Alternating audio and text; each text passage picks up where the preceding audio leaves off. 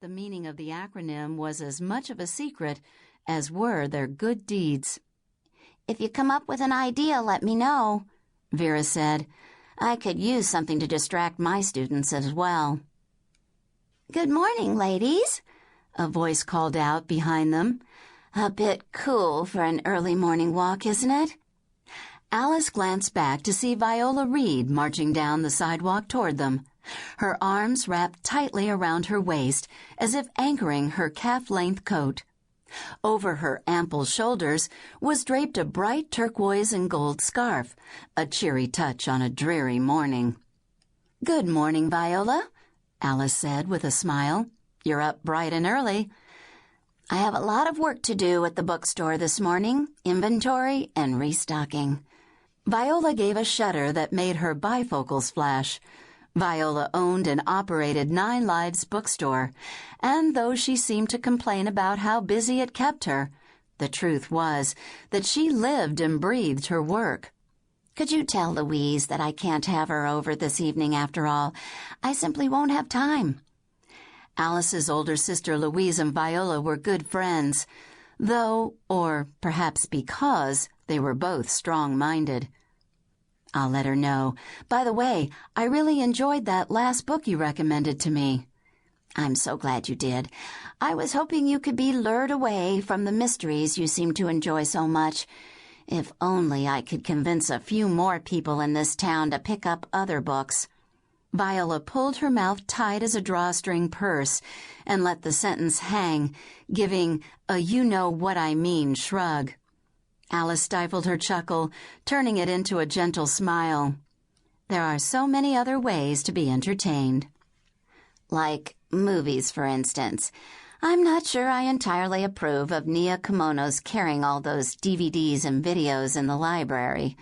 She sniffed her disfavor. "I thought, as a librarian, she would have more respect for the written word and would not be seduced by the empty-minded twaddle that Hollywood is force-feeding this generation. Movies and television, the death of reading and intelligence." She gave another shudder and was about to say more when the bells of the Methodist Church rang the half-hour. She glanced at her own watch as if to verify the accuracy of the church's timekeeping. "Gracious, I better get going. Lovely to see you, ladies. Enjoy your walk." And she was gone in a swirl of coat and scarf. Vera laughed as they crossed Acorn Avenue in Viola's wake.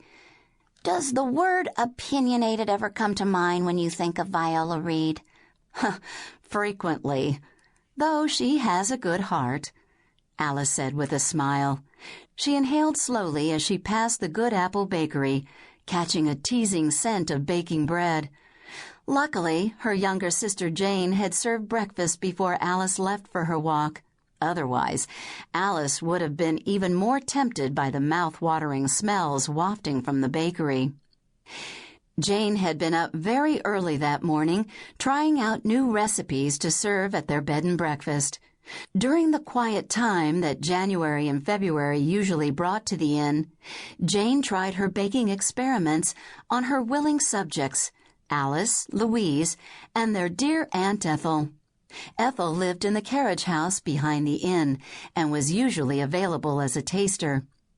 Alice welcomed the slower season when many people seemed content to stay at home.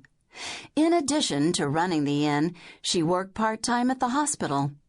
Louise taught piano, and Jane continued to develop her chocolate and her jewelry crafting businesses, do her painting, plan her garden, and involve herself in whatever new project she got excited about. Sometimes Alice got tired thinking of all the extra things Jane took on. It seemed that her sister was always up for a new challenge, a new idea. "I love this time of day," Vera said. "It's as if we have the town all to ourselves. I have to confess that at this time of year I sometimes suffer from the January blahs." The rattling roar of a diesel motor caught Alice's attention, and she looked down the quiet street in time to see a large black pickup truck park across from the coffee shop. The truck stood high off the ground and had 4 doors on an extended cab.